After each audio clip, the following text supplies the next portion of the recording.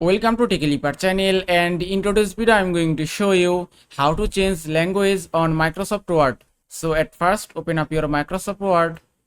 Now here at the bottom you can see options, then just click here and then click on language option.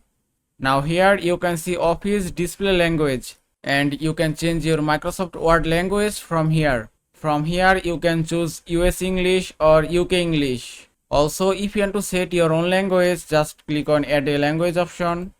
Now from here you can install and set any language as you want. If I select German and then click on install, then click on OK. Normally it will take 5 or 10 minutes to download language. So just give it a moment to download it. And the download is complete. Now you can choose any language as you want.